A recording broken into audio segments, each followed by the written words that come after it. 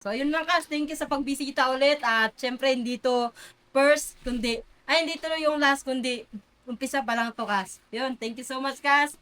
God bless. So yun, no, tapos na kami mag-practice mag-shoot at tapos na si Cas Chris Mark mag-demo rin. So ayun, ngayon ituturo naman niya tayo. Cas, ano mo naman kami, turo mo naman kami at bigyan mo pa kami ng istoryahe sa business mo.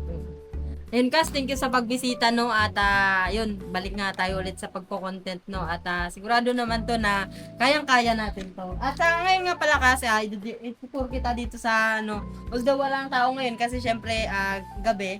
Ito yung mga natin, mga raw materials natin which is ito yung mga ginagamit natin, yung sabi ko nga kanina, ito yung mga galvanized steel natin. Ayan.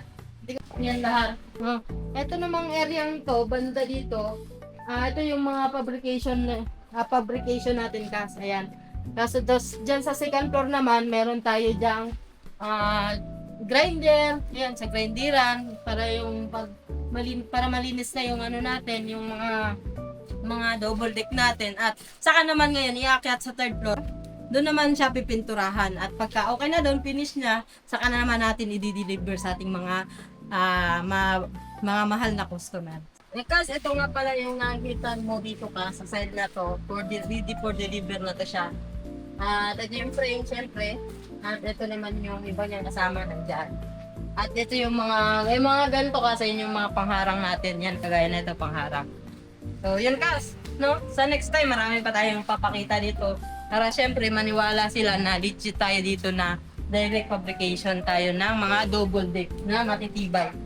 At yun Kas, so yun no, hindi lang to last at marami pa tayong ipapakitang mga double deck kasi para man makita ng ating mga customer na legit tayo na fabricator ng mga double deck kasi direct tayo sa paggawaan. So yun lang Kas, thank you so much. So yun lang Kas, thank you sa pagbisita ulit at syempre hindi to first, hindi to yung last, kundi umpisa pa lang to Kas. Yun, thank you so much Kas. God bless.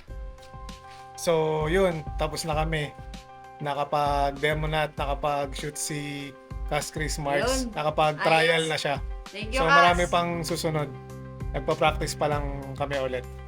Yun lang. Bye! Ayun, bye.